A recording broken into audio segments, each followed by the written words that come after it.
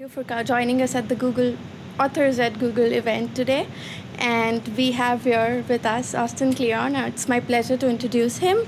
This is his second book. He's here to talk about stealing like an artist. And his first book was newspaper Blackout, and it was a huge success. And here he is. I'll let him do the talking. So please welcome. Thanks, y'all.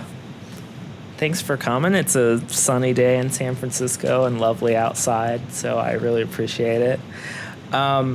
So I like to start out all of my talks saying that all advice is autobiographical. It's one of my theories that when people give you advice, they're actually just talking to themselves in the past. And this book actually is a book in which I'm talking to a previous version of myself. I wrote it all down as if I could stick it in a time machine and send it to the 19-year-old me. And the thing I always like to say is YMMV, your mileage may vary. There are no rules. You take what you need and you leave the rest, as the man said. Before I talk about Steele, I wanted to just talk quickly about my first book, Newspaper Blackout. Newspaper Blackout started in 2005 when I was right out of college and I was facing a horrible case of what we call writer's block.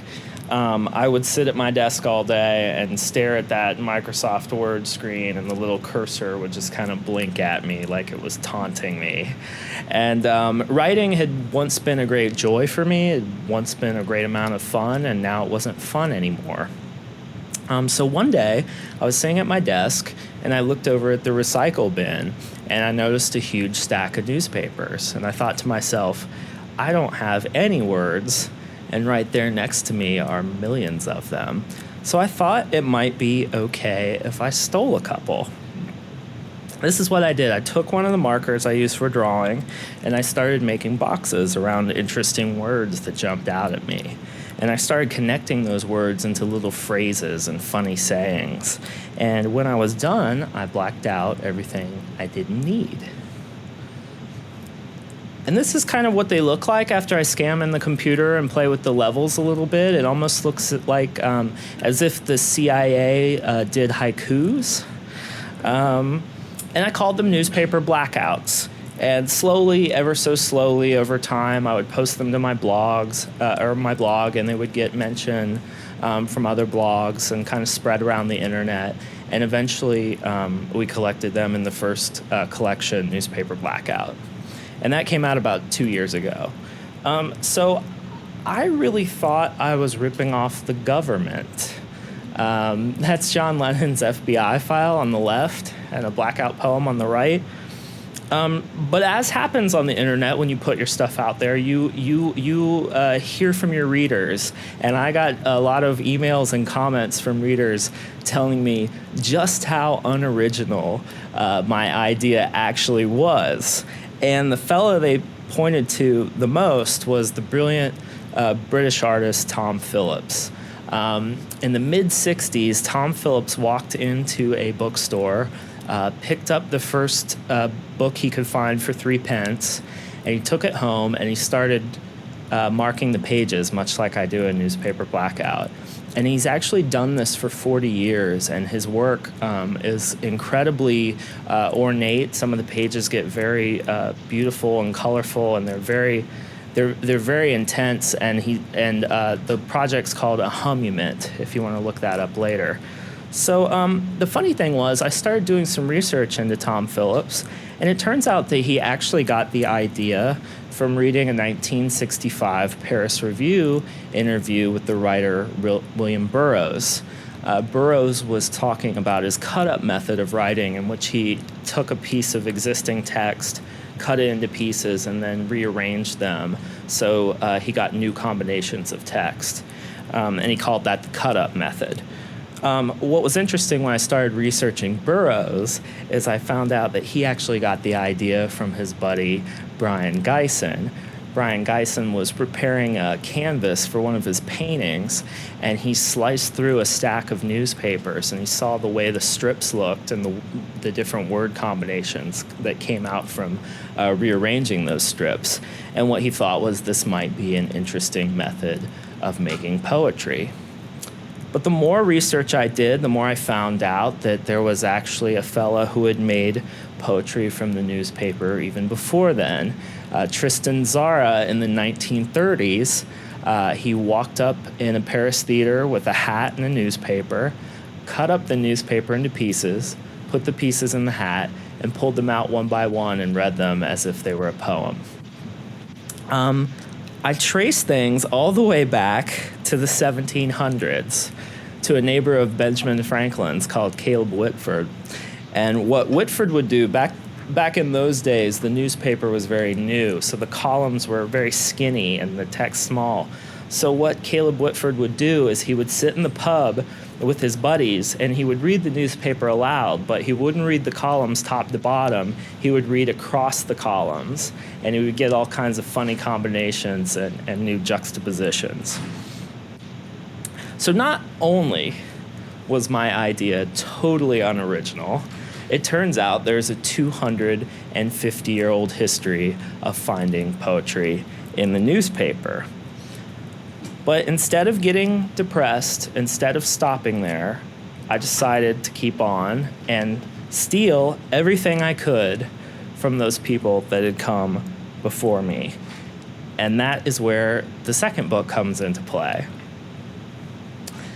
Every artist gets asked the question, where do you get your ideas?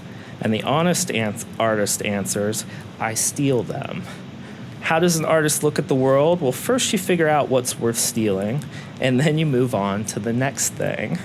That's about all there is to it. And when you look at the world this way, you stop worrying about what's good and what's bad. There's only stuff worth stealing and stuff not worth stealing.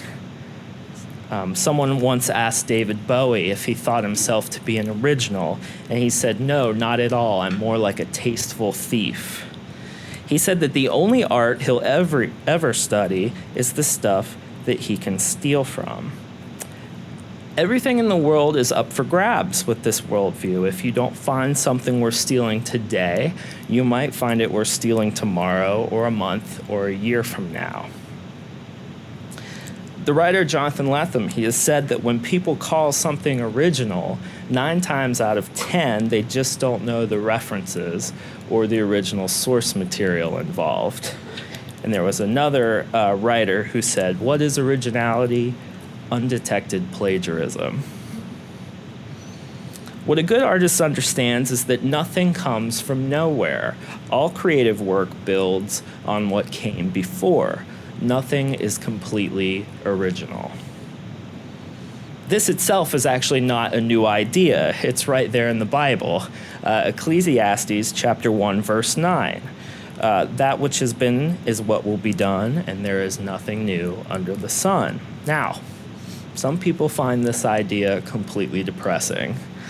But for me, it's always filled me with hope. As the French writer André Gide put it, everything that needs to be said has already been said. But since no one was listening the first time, everything must be said again. See, I think if we're free of the burden of trying to be completely original, we can stop trying to make something out of nothing, and we can embrace influence instead of running away from it. See, I have this idea that every new idea is just a remix or a mashup of one or more previous ideas. And this is a little trick they teach you in art school. You can play along if you want to. You draw a line on a piece of paper, and then you draw another line parallel to it. Well, how many lines are there on the paper? At first you think there's 2. There's the first line you drew, and there's the second line you drew. But then if you look in between them, there's a line of negative space running in between them. 1 + 1 sometimes equals 3. And here's an example of what I'm talking about. Genetics. You have a mother and you have a father. You possess features from both of them, but the sum of you are. You're a remix of your mom and dad and all of your ancestors. And just as you have a family genealogy, you also have a genealogy of ideas. We don't get to pick our families, but we can pick our teachers, and we can pick our friends, and we can pick the music we listen to and the books we read, and we can pick the movies we see. Jay-Z actually talks about this in his really great book, Decoded, and I'm going to read you a passage from that. He says, "We were kids without fathers, so we found our fathers on wax and on the streets and in history. We got to pick and choose the ancestors who would inspire the world we were going to make for ourselves. See, you are in fact a mashup of what you let into your life. You are the sum of your influences." The German writer Goethe said, "We are shaped and fashioned by what we love." I actually think human beings are collectors, but I think artists are especially. Not hoarders, mind you. There's a difference. See, hoarders collect indiscriminately, and artists collect selectively. They only collect the things that they really love. There's also this economic theory out there that if you take the incomes of your 5 closest friends and you average them, the resulting number will be pretty close to your own income. Well, I actually think this is true of our idea incomes. You're only going to be as good as the stuff that you surround yourself with. My mother used to have this phrase. She used to say garbage in and garbage out, and it used to drive me insane. But now I know what she meant. Our job as creative folks is to collect ideas, and the more ideas you collect, the more you can choose from to be influenced by. The filmmaker Jim Jarmusch, this is what he says you should steal, and this is kind of a long passage, but I'm going to read it because I think it's really great. He says, "Steal from anywhere that resonates with inspiration or fuels your imagination. Devour old films, new films, music, books, paintings, photographs, poems, dreams, random conversations, architecture, bridges, street signs, trees, clouds, bodies of water, light and shadows. Select only things to steal from that speak directly to your soul. If you do this, your work and your theft will be authentic." Now, Marcel Duchamp, he said, "I don't believe in art, I believe in artists." Well, I think this is actually a pretty good method for studying your discipline. If you try to devour the history of what you do all at once, you're going to choke. So I think the best thing to do is to start chewing on one thinker you really love. Completely saturate yourself with their work. Study everything there is to know about that thinker. And then you find 3 thinkers that influenced your favorite thinker, and you find out everything you can about them. And you repeat this as many times as you can. You build your own family tree, and then you climb it as far up as you can go. And then once you build your own family tree, it's time to start your own branch. See, I think seeing yourself as part of a creative lineage will help you feel less alone when you start making your own work. I actually hang pictures of my favorite artists in my studio, and a lot of them are dead, so they're almost like friendly ghosts kind of urging me forward in my work. It's a lot less creepy than it sounds. The great thing about dead teachers is they can't refuse you as a student. You can learn whatever you want from them. They left their lesson plans in their work. And I also think it's really important to school yourself, because school is one thing and education is another. The two don't always overlap. The RZA from the Wu-Tang Clan, I once listened to him on Fresh Air, which was strange enough, but he said this really brilliant thing. He said, "Whether I went to school or not, I would always study." And that's the key. Whether we're in school or not, it's always our job to get our own education. You have to be curious about the world in which you live. You have to look things up, chase down every reference, go deeper than anybody else. That's how you'll get ahead. And I promise I didn't make this slide especially for y'all here at Google. I think you have to Google everything. I mean everything. Google your dreams, Google your problems. I don't ever ask anyone a question before I Google it. I either find the answer or I come up with a better question. And I like to say there are no stupid questions. There are only "you couldn't Google that" questions. Always be reading. Go to the library. There's magic in being surrounded by books. Books are the cheapest, easiest way to steal ideas, and there's magic in being surrounded by them. Get lost in the stacks. Read bibliographies. It's not the book you start with, it's the book that book leads you to. Collect books even if you don't plan on reading them right away. The filmmaker John Waters, he says, there's nothing more important than an unread library. And you have to have a way to save your thefts for later. I recommend that everyone carry a notebook and a pen with you wherever you go. Paper doesn't crash. You don't have to charge paper. Get used to pulling it out and jotting down your thoughts and observations. Copy your favorite passages out of books. Record overheard conversations. Doodle when you're on the phone. I also have this theory that artists need pockets. Creative people need pockets. The artist David Hockney, he actually had all his suit coats tailored so he could fit a sketchbook in there. And the other advice that you have to keep in mind with pockets is that you always want to check your pockets for ideas before you do the laundry. Keep a swipe file. A swipe file is just what it sounds like, a file to keep track of the stuff you've swiped from others. It can be digital or analog. It doesn't matter what form it takes as long as it works. You can keep a scrapbook, cut and paste things into it, or you can just take pictures with your camera phone. See something worth stealing? Put it in the swipe file. Need a little inspiration? Open up your swipe file. Newspaper reporters, they actually call this a morgue file, and I like that idea even better because your morgue file is where you put all the dead stuff that you're going to reanimate later in your work.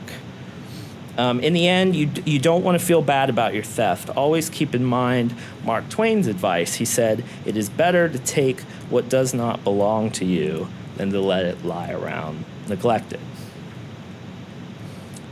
And I also think it's really important after you start on your path to creative thievery to not wait until you know who you are to get started doing your work. If I had waited to know who I was or what I was about before I started being creative, well, I'd still be sitting around trying to figure myself out instead of making things. In my experience, it's in the act of making things and doing our work that we figure out who we are. We're all ready. Let's start making stuff. You might be scared to start, and that's natural. There's this very real thing that runs rampant in educated people, and it's called imposter syndrome. Now, the clinical definition of imposter syndrome is it's a psychological phenomenon in which people in which people are unable to internalize their accomplishments. But what it really means is it means you feel like a phony, like you're just winging it, that you really have no idea what you're doing. Well, guess what? Nobody does. Ask anyone doing truly creative work and they'll tell you the truth. They don't necessarily know where the good stuff comes from.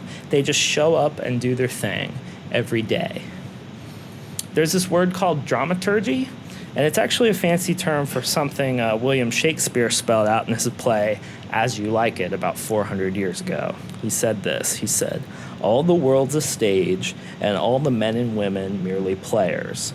They have their exits and entrances, and one man in his time plays many parts." Another way to say this, fake it till you make it. I actually love this phrase. There are two ways to read the phrase, fake it till you make it. One, pretend to be something you're not until you are. Fake it until you're successful, until everybody sees you the way you want them to. Or, number two, pretend to be making something until you actually make something. I actually love both readings. You have to dress for the job you want, not the job you have. And you have to start doing the work that you really want to be doing. I also love this book by Patti Smith called Just Kids. It's a story about how two friends who wanted to be artists moved to New York City and became artists. And you know how they learned to be artists? They pretended to be artists. And my favorite scene from the book, Patti Smith and Robert Mapplethorpe, they go down to Washington Square Park in New York, and they're dressed in their gypsy gear. And everybody's hanging out, and this old tourist couple comes by and starts gawking at them. And the woman, she taps her husband on the arm, and she says, "Robert, take their picture. I think they're artists." And the husband says, "Get out of here. They're just kids." That's where the book gets its title. The point is that all the world is a stage. Creative work is actually a kind of theater. The stage is your studio, your desk, or your workstation. The costume is your outfit, your painting pants, your business suit, or that funny hat that helps you think. Your props are your tools and your material, your laptop. The script is just plain old time, an hour here, an hour there, just time measured out for things to happen. That's what a script is. And the best way I know of going about faking it till you make it is to start copying. Now, nobody is born with a style or a voice. We don't come out of the womb knowing who we are. In the beginning, we learn by pretending to be our heroes. We learn by copying. Now, we're talking about practice here, not plagiarism. Plagiarism is taking someone else's work and trying to pass it off as your own. Copying is about reverse engineering. It's like a mechanic taking apart a car to see how it works. We learn to write by copying the alphabet. Musicians learn to play by practicing scales. Painters learn to paint by copying the masters. And even the masters started out learning by copying. Even the Beatles started out as a cover band. Paul McCartney has said, "I emulated Buddy Holly, Little Richard, Jerry Lee Lewis, Elvis. We all did." Now, McCartney and his partner, John Lennon, only became one of the greatest songwriting teams in history when they started writing their own songs as a way to keep other bands from copying their set. The Beatles knew what Salvador Dali knew, which is, those who do not want to imitate anything produce nothing. Now, copying. First, you have to figure out who to copy. And second, you have to figure out what to copy. Now, who to copy is actually very easy. You copy your heroes, the people you love, the people you're inspired by, the people you want to be. The songwriter Nick Lowe, he says you start out by rewriting your hero's catalog. Now, and the other important thing about who to copy from, you don't just steal from one of your heroes, you steal from all of them. The playwright Wilson Misner, he said, if you copy from one author, it's plagiarism. If you copy from many, it's research. And the cartoonist Gary Panter has said something very similar. He says, if you have one person you're influenced by, everyone will say you're the next whoever. But if you rip off 100 people, everyone will say you're so original. What to copy is a little bit trickier. You don't just want to steal someone's style, you want to steal the thinking behind the style. You don't want to just steal the code, you want to steal the thinking behind the code. And you don't want to look like your heroes, you actually want to see like your heroes. The reason to copy your heroes and their style is so that you might somehow get a glimpse inside their minds. That's what you really want, to internalize their way of looking at the world. If you just mimic the surface of somebody's work without understanding where they were coming from, your work will never be any more than a knockoff. T.S. Eliot said it best. He said, poets steal. He said, bad poets deface what they take, and good poets make it into something better, or at least something different. And I'm actually going to end off with a quote from Francis Ford Coppola. He said, we want you to take from us. We want you at first to steal from us because you can't steal. You will take what we give you and you will put it in your own voice, and that's how you will find your voice. And that's how you begin. And one day, someone will steal from you. And that's the beginning of Steal Like an Artist. Thank you.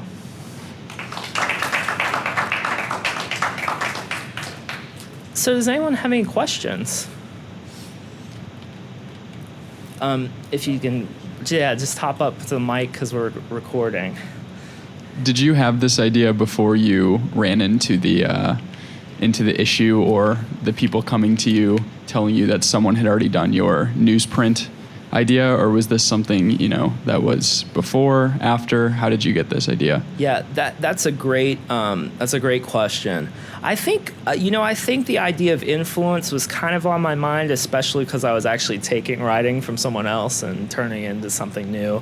But this really came out of I am a meticulous. I'm not a meticulous. I am a voracious quote collector, and I was shocked by how many of my favorite artists, Woody Allen, not even artists, someone like Steve Jobs, or I even heard the basketball player Kobe Bryant. All these folks would admit that they stole their moves, they stole their ideas, and that they actually used that word steal. And so this whole idea of stealing like an artist actually came out of collecting those quotes. And I started a series of blog posts called 25 Quotes to Help You Steal Like an Artist. And that's actually where the gem of the idea started. And then there's been some really brilliant writing on the subject. I remember reading Jonathan Letham's The Ecstasy of Influence. It was a plagiarism in Harper's, where he actually made an essay on plagiarism out of plagiarized passages from other writers. And there's a really great video series called Everything is a Remix by Kirby Ferguson, where Kirby talks about a lot of this stuff. And I've actually had the pleasure of doing a panel with Kirby, and we've become friends. So there's just this has always been in the air. There's just something about it kind of coming to a head now, culturally. But yeah, it definitely came out of a combination of quote collecting and then kind of responding to the, accusations that people would make about my work, and how I actually felt about that work, because I had to make a decision very early on. Do I continue to do this work even though it's similar to something someone's done 40 years ago, or do I keep going? Do I keep pushing myself to transform the work into something new? Like I found myself wanting to write, I like to write poems that people actually want to read. So like when I think about William Burroughs, sometimes I have trouble with his stuff, and I think like what makes I want to take this avant-garde technique and actually make a poem that like a grandma would want to read, So it's that's the name of the game, You kind of like know your history, and you know what people have done before, and then you figure out the void to fill. Are there any other questions?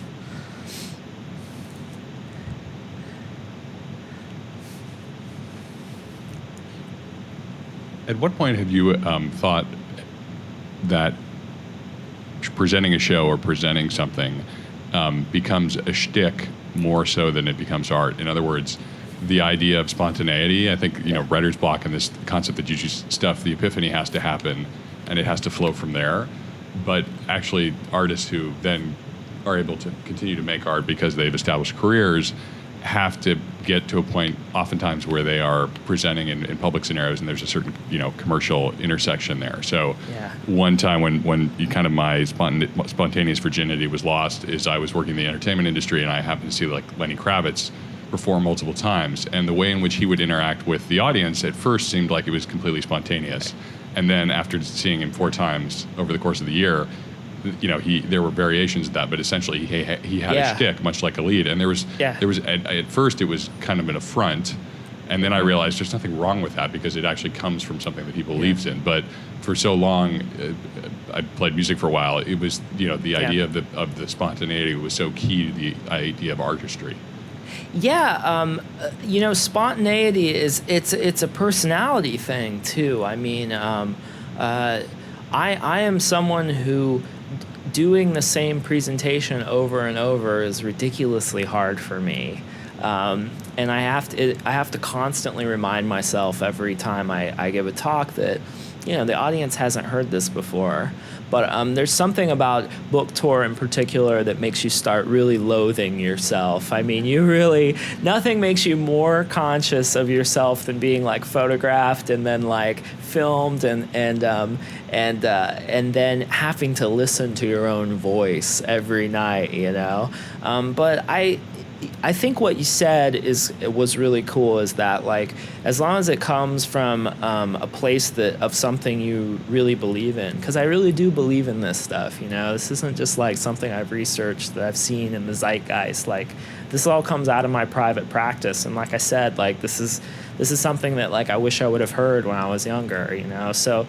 I think there are moments when you can capture spontaneity. I mean, especially in like book tour situations. That's what Q&A is for, because you just never know, what people are going to ask, and that's actually the really fun part for me. Like that's when I get kind of jazzed, because I love, much like that's why I find the internet so wonderful. Because like as a artist, I mean, as a writer in particular, the cool thing about the internet is that readers become writers because they read your stuff and they write back to you, and then you become the reader, and there's this kind of like back and forth that keeps happening, and that's actually the kind of spontaneity. I never know what kind of email someone's going to send me. I never know what someone's going to tweet at me, so that keeps things like really interesting for me. Yeah.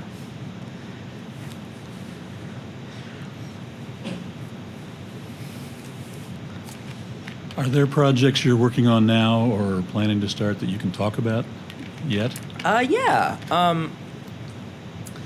So the last, the penultimate chapter in my book has a section called "Marry Well," and when I was a younger artist, I consider myself still young, but when I was a younger artist, a lot of my favorite artists were actually pretty miserable human beings, and not particularly good fathers or good husbands, and it's always been a personal. Now, this is a personal belief of mine: is that the world needs more. The world needs better human beings more than it needs great artists, and I think that a human being's responsibility first is to be a good human being, and then you worry about being a good artist. So along that theme, there's a section in the penultimate chapter called "Marry Well," and I've been married for about 5 years, and I love my wife, and she's a collaborator, and I run all my ideas through her first. So I actually really want to do a book on creativity and marriage, and think about marriage as a creative collaboration. So I think that's what's next for me, but we'll see what happens. Any other questions?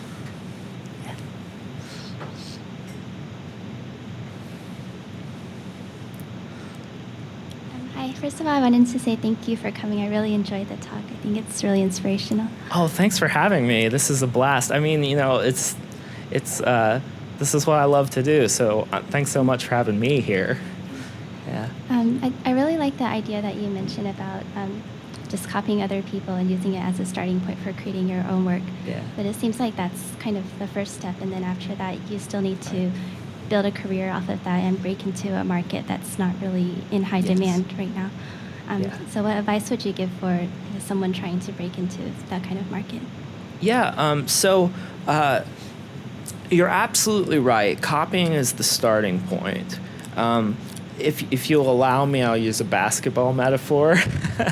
So Kobe Bryant, he talks about Kobe Bryant is a really interesting basketball player because he's one of the first generations that could actually watch tapes of other basketball players playing, and they had like highlight reels and stuff.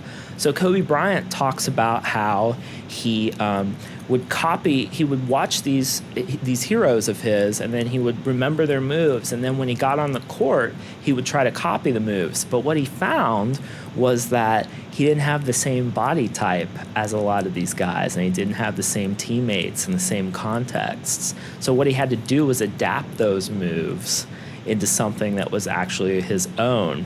Now, what I think copying does for us is, for one thing, it shows us our shortcomings. Like, because you always fall short of your heroes.